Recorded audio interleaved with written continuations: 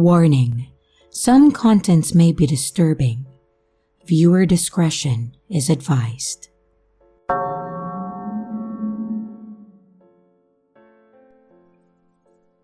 This occurred in 2009. I was 22 years old and I was leaving my home state of California to head east for my corrections job.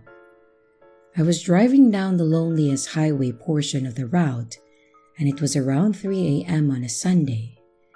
They don't call it the loneliest highway for nothing. I hadn't seen another soul for at least half an hour. I was getting sleepy, but I wasn't tired enough to pull over and take a nap. That's when I saw a broken down car on the side of the highway. I slowed, and I saw a woman standing next to the car. I approached this woman with caution, rolling down my window just a sliver. Something about her wasn't right. I couldn't put my finger on it, but I know that it was my subconscious screaming red flag. I asked her if she needed me to call a tow truck or AAA for her, and she immediately tried to open my door. I explained to her that I didn't feel comfortable letting her in, but that I would wait until a tow truck came. Well, she immediately got this look of rage on her face, and she started berating me. She said, "Huh, you're a big man. What am I going to do to you?" And she said that I was cruel for not letting her in. This is where I mess up. I can see this now 10 years later. I begrudgingly unlock my door, figuring that she's right. She's at most 5'2" and I'm over 6 feet and have 100 pounds over her, and she looked to be about 90 pounds or so. She slips in and I ask her who I can call. This was 10 years ago, so I had a little BlackBerry slide, I think, at that time. She then starts telling me that she would prefer if I just gave her a ride to the next town. Now, I'm starting to realize that I've done messed up because she's avoiding eye contact and she's fumbling in her purse, and when I mention calling for help, she's getting aggressive and demanding that I take her to the next town. I'm so busy trying to unfuck the situation that I miss a man who either was hiding in or near her car, and it wasn't until he was almost to my driver's side door that I managed to catch him in my rearview mirror. Flight or fight kicked in, and I put my car in drive, and I sped off right as this fucker was reaching for my car door. I sped off, and I heard a ping noise, and then my rearview mirror exploding. He was shooting at me. The adrenaline alone had me doing near 90, and by this time, homegirl realized in whatever drug-induced stupor she was in that her little plan was futile. She started hitting me and telling me to stop and let her out. When I reached enough of a distance, I did just that. I pulled over and then I demanded that she got the hell out. She started going for that oversized purse she had, but I had had enough, and I was literally shaking with adrenaline, and I reached over, opened the door, and pretty much shoved her out. I tried grabbing for her purse, but she managed to hold on to it, not before dumping half of what it was in there on my passenger seat. I sped off and my door was still open. I waited till I got a good distance from her, and then I slammed it shut and locked it. I clenched the wheel and drove, if on something autopilot.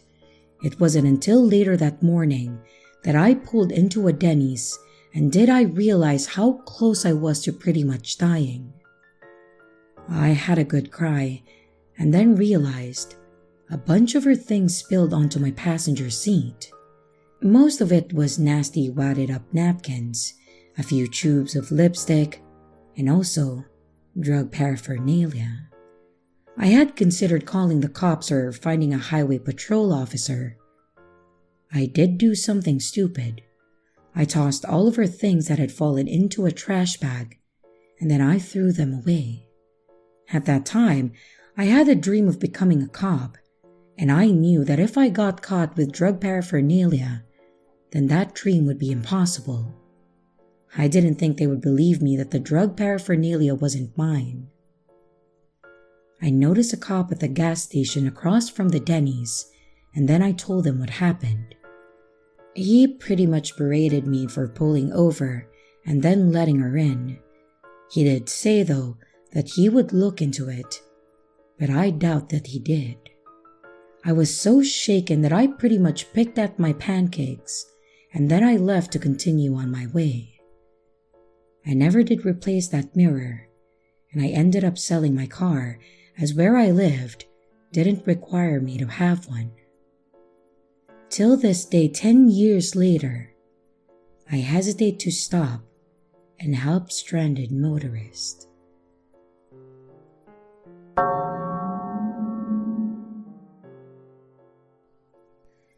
This story takes place a few years back when myself, my sister, and her 2 kids were all driving to a surprise birthday party for my older brother Matt. It was a bit of a drive, and we were actually going to be on the road for probably 10 hours heading east. But the drive was worth it because it was his first birthday back after having been deployed overseas, and he had only been home for around a month. Basically, we knew it was going to be a pain in the ass to get all the way out to our parents' house, but it was 100% worth it to see Matt, since it had been somewhere close to a year since we last saw him, and it seemed like he should be able to celebrate his birthday with his whole family. And like I said, the drive out east was going to take around 10 hours, and my sister and I were both adults, and my nieces were around 4 and 7. My sister drove for the first half, and I said that I would take the second half, as I knew that at 5 hours in, she would likely be in the back seat, keeping the little ones calm and collected. 4 and 7 are old enough to enjoy these kinds of car rides, but definitely not old enough to sit for 10 hours straight. And I honestly don't blame them. If it weren't for Matt, I wouldn't have sat through the trip myself.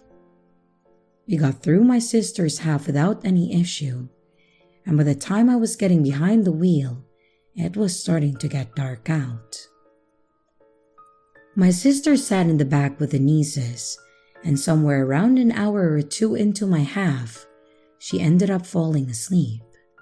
The younger of my 2 nieces also fell asleep, but the older one, Courtney, was wide awake and watching all the things we were driving past. And while it may not sound like a thrilling adventure to drive with 2 people sleeping in the back seat and having random passing conversations with a 7-year-old, I really thought it was fun. We were about an hour away from my parents' house when the actual event happened, and that's honestly what I have to call it, an event. Mostly because I honestly don't know what actually happened. So, as stated, my sister and the youngest were sound asleep, and we were about 9 hours into a 10-hour drive. I was watching the highway and my speed, and just basically having a nonsense conversation with my niece. I think it was about some cartoon that she was really into at that time. And as I am watching the highway for the most part, every once in a while, I glance up at the mirror and look at her. This is actually when the whole thing happened.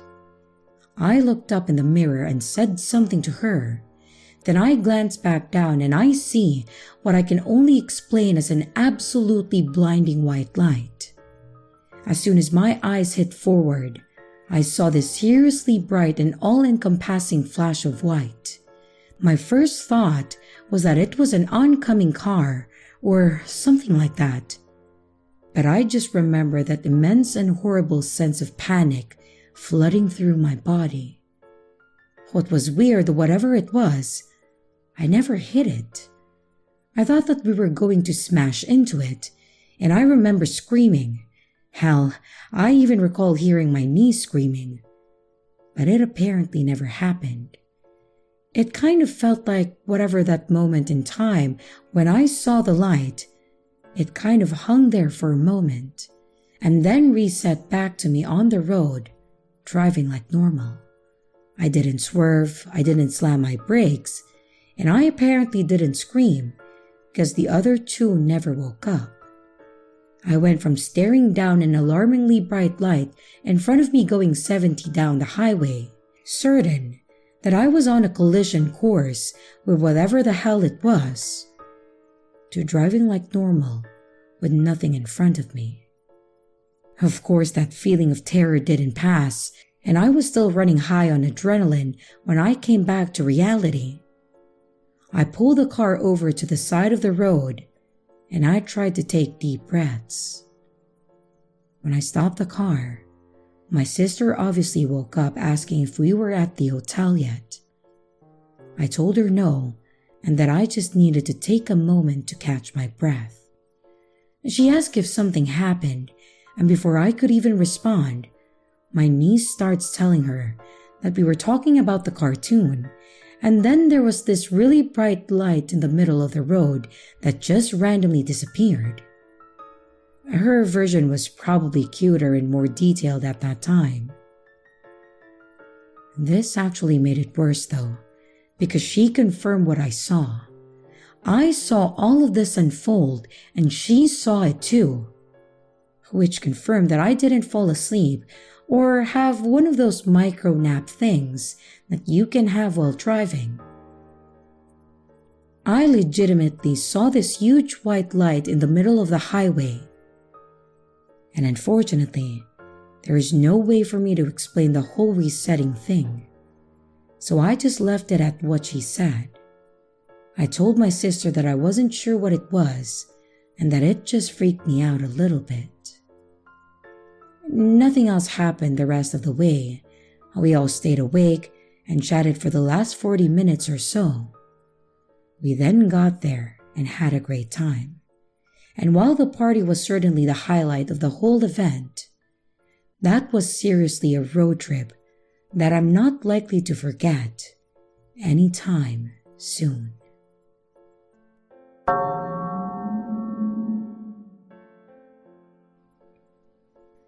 So this literally happened 30 minutes ago. I'm driving to work and it's about 3:30 a.m. I take 3 different routes to work, but I've been taking the same one for a while since there's construction everywhere else. I'm driving down this road and on either side of the road is all subdivisions. I'm listening to a podcast, trying to keep myself awake until I can go get some coffee. I start getting this uneasy feeling in my stomach, but I thought it was just my body telling me to get some caffeine and maybe something to eat. But I ignore it and I continue driving. All of a sudden, this guy starts running out in the middle of the road. I barely see him since he's wearing dark clothes. I manage to slow down and I notice that he looked pretty freaked out. Now, I listen to a lot of creepy podcasts ranging from true crime to supernatural, and I know the rules to stay safe in situations. Well, I wish I listened to them today. I normally wouldn't stop, but I knew that if something happened to me, I would want someone to stop, and so I did. Luckily, I kept my car running, and I rolled my window down a little bit just so I can talk to this guy. I asked him if he was okay, and he starts freaking out saying that someone was trying to kill him. He told me his dog was ripped apart in his front lawn, and he tried to pick the remains up to try and bury it, but he saw a man running after him with a knife. He said he thought it was probably a coyote or something, so he wasn't suspicious, but he ran off when he saw this man. Now, I was pretty freaked out, but I noticed something. Yeah, it was dark, but with the lights on inside my car, and the lights that were on out front of the subdivisions, I could see pretty well. He was younger, about mid-30s, dark black hair and green eyes. He was wearing a hunter's jacket and jeans. I lived in Idaho, so hunter's jackets is pretty normal attire. What I noticed, however, is that there was no blood or fur anywhere on him. I asked him why there wasn't any blood on him, and his whole demeanor changed. It was like turning off the switch. My blood went cold. He stared at me for what felt like hours, but it was probably only a couple seconds. And what came out of his mouth next was the final straw for me. His whole body relaxed. He stopped shaking, and he leaned closer towards my window and smiled at me. It was a twisted type of smile, and his eyes went dark. He took a deep breath and said, "I was going to help you." He then started cackling and tried to open my car door, and I immediately rolled up the window and put my car in drive and sped off down the road. I was not stopping for anything. And once I finally got to work, I started crying. I still had 10 minutes before I have to go in, and honestly, I'm terrified to get out of my car. So to the guy that wanted to help me, let's not meet ever again.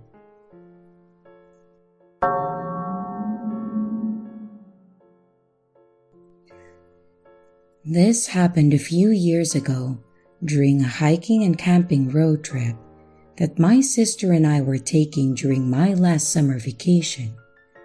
Basically, the summer between my junior and senior year of high school. She had already graduated 2 years back and was about to go out to college, so she wanted to go out and have a week to ourselves one last time for my last summer break. Obviously, we had to take extra precautions at my parents' request. We were two late teenage girls, and the world can be a genuinely terrifying place. So basically, we had to keep them up to date on where we were at all times, call them if anything happened, and keep ourselves armed with mace and all of that. I get where they were coming from, but at the same time it was a bit annoying having them writing rules for our road trip. Aside from that, we were told that we needed to stay on main routes and in large parks during our hiking. Honestly, that wasn't a big deal to me. I knew of a few large lakes with really beautiful scenery around them, and I had one in mind that I wanted to go see. Lake Tahoe. It's the largest alpine lake in the US and is nestled right on the border of Nevada and California. And if you've never been there, you need to go, or at least look up pictures that people have posted of it, because it is heavenly there. We have decided that this would be our main destination as we live in Twin Falls, Idaho, and Lake Tahoe is literally across the diagonal of Nevada. Most of the trip went swimmingly. We chose to actually go east a bit down to Salt Lake City, and then cross Nevada on Interstate 80. This way, we got to see two really cool places, and we were on a main highway the entire way. It was a road trip, and we were supposed to take in the sights really, so that's what we did. We stopped and enjoyed the open air several times across the state, and we thought that it was such a lovely time. The part of this that makes this a scary story is when we actually got to Lake Tahoe. When we got to the area, we had to make a bit of a decision. The campgrounds weren't going to be available as they fill up fast during this time of year. And honestly, I wasn't much for camping, so we decided to find a place that had a parking lot with cars each night to spend the night in. The main place we chose was the Walmart in Carson City. It was about half an hour away, but it was relatively safe, and we weren't likely to get told to leave if we kept it on the down low. This whole thing started the second night of us staying at the Walmart, or the morning rather. We were both asleep when we heard a knocking on the window. I woke up and I looked over, and there was a random guy standing by my sister's window. I shook her, thinking it was possibly a police officer or an employee telling us that we needed to leave the property. She wakes up, rolls down the window, and asks if she can help him. He kind of introduces himself. He just kind of shyly says that his name is Frank and that he's homeless, and also a bit of a drifter. He then makes a remark like, "You two ladies aren't from around here, are you?" I was a bit concerned, but my sister retorted with, "What makes you say that?" It was pretty clear that he was able to get the hint that she wasn't going to be intimidated, but he also wasn't trying to be intimidating.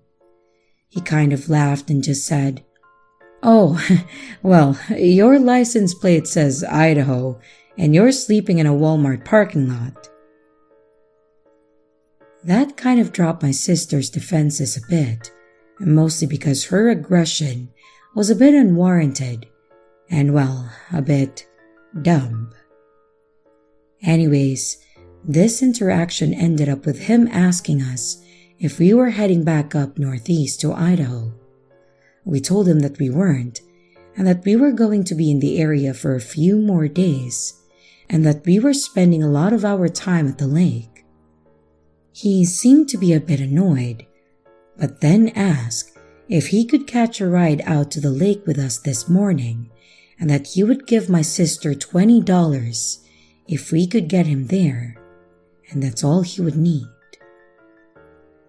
I don't know if it was the money or just my sister feeling like an idiot with her whole thing a few minutes prior, but she told him that he could hop in and that we would take him there at that time.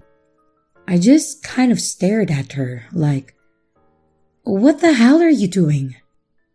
But she dismissed me and said that he just needed a quick ride and that I needed to be more trusting of people. Anyways, we helped him load his belongings, which was pretty much just a tent and a few groceries, into the truck, and then we headed off toward the lake. On the way there, which really wasn't much time, this guy started telling us all about who he was. He said his name was Frank, that he was actually from New Mexico originally, and that a few months back, his wife had tragically suddenly passed away. He said that she was pregnant, and when she passed away, they couldn't save the baby too, and that it completely devastated him. He mentioned that, ever since it happened, he has been trying to find himself, and that he ended up a bit of a vagabond, traveling places and just living out in nature, and that it was the happiest that he has ever been. It was a bit weird that this guy was all about telling us who he was, what his life was about and all that, but at the same time, maybe he just didn't have anyone to talk to. We drove up to the lake and into one of the lots, basically where we planned to park for the day, and a guy thanked us for the ride and handed my sister an old and torn up $20 bill. We all get out and are looking around the area. He grabs his camping gear and heads out into the woods without another word to us. And then we decide that we're going to head in the opposite direction on the trails and spend the day around the lake. Now, if this was where it ended, that would be fine. But it's not. Not at all, actually. We were at the lake for a couple more days before we had to make our way back, and on the last day, we actually drove back to the same lot that we dropped the guy off at. We went off into the forest area, and we actually ended up near a clearing. And in the clearing, we see a small green tent, one that's identical to the one that the guy we dropped off was carrying. Except, this tent was torn up. It was halfway pulled out of the ground, the cloth was cut up, and there was a number of papers strewn around the area. We walked up to it to see if he was in what was left of the tent. But the only things that were left were a bunch of photographs that were damaged, and what appeared to be blood in the bedding that was in the tent. Obviously, we were a bit taken aback by this, but there wasn't much that we could really do. My thought was that he may have been attacked by a bear, but if that was the case, then he was gone. My sister thought that maybe another vagabond attacked him, but really, all we could think to do was call the cops and let them know that there was a tent with blood, mostly because the blood meant something bad had happened. We called them, we made our report, and then moved back onto the trail and spent the last day at the lake. The next day when we were on our way home, we actually got a phone call from one of the police that had taken our statements. He asked us if we could come in and give some more information.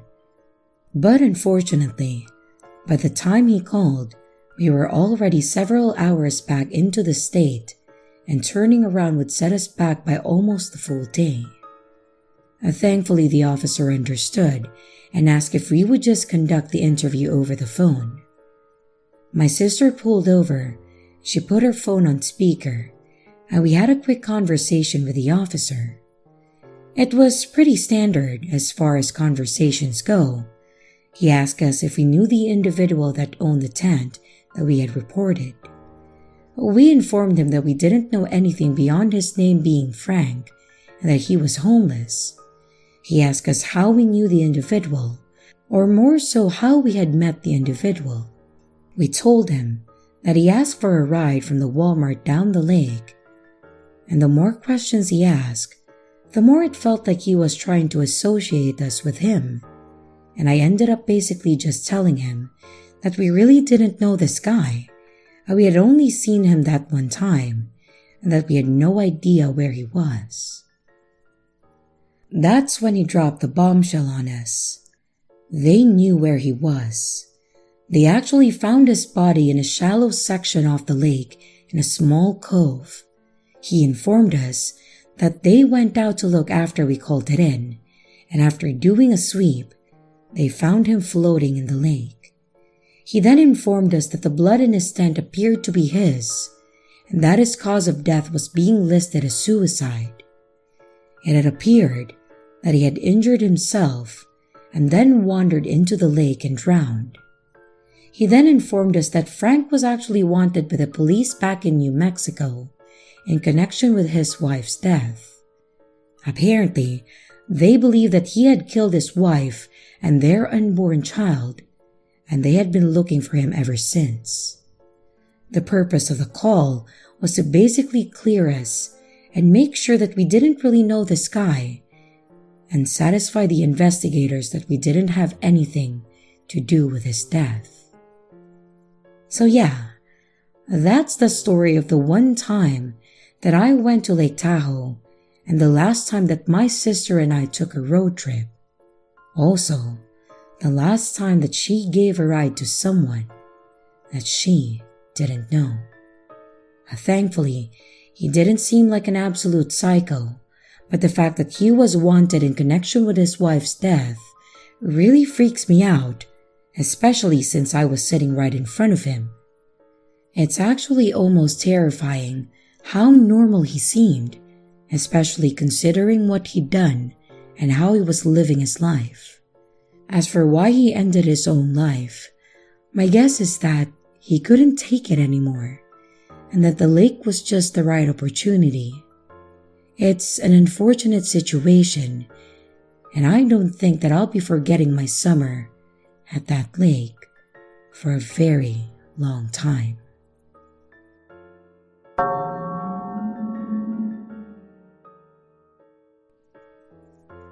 For the sake of the story, I don't recall every word of my conversations in this story It was 15 years ago, so I will do my best to recreate them to make the story flow based on what I do remember. I was about 19 when I was offered a job by my cousin to work for our uncle's glass business.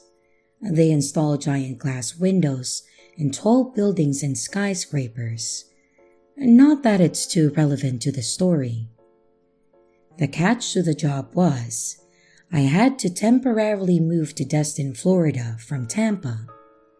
My cousin lived up in Russellville, Alabama, and I wanted to go visit the family there and leave with them together to go back down to Destin. This was my first long-distance road trip and my first trip away from my immediate family. Back then, I was driving a puke green Mercury Sable, a car barely capable of getting groceries back home. But in my invincible youth, I didn't care about that. I was just so pumped to be spreading my wings and getting out into the world that the risk didn't concern me. My mom and dad tried to get me to plan and pack better, and knowing the trip could have its pitfalls. But it wasn't like the trip was going to take days, and fast food exists, so I wasn't stressing about that. I mean, I'm not stupid. I packed for the trip and staying for a few months in Destin. But they wanted me to bring food, water, emergency supplies, and etc. And I declined because it wasn't the 1930s, and of course, there were gas stations at every exit, and I had a razor flip phone. My thinking was, what could possibly happen on two busy interstates? It wasn't like I was going to some far-off country with no kind of self-service. Well, anyway, fast forward to the trip, and I'm a Florida boy. I had no idea Alabama could get so cold. I had no idea the heat was broken in my car, since I had never used it. At first, I'm thankful because by the time that I reach Alabama, I'm tired as hell, and I had made a lot more stops than I anticipated. I still had a few hours to go, and the cold air was keeping me awake. Finally, I pull off the interstate and start heading through these smaller numbered roads. The roads didn't have conventional names like in Florida, they were just numbered, which I really found odd. And after driving on those a bit, I start being sent down gravel roads.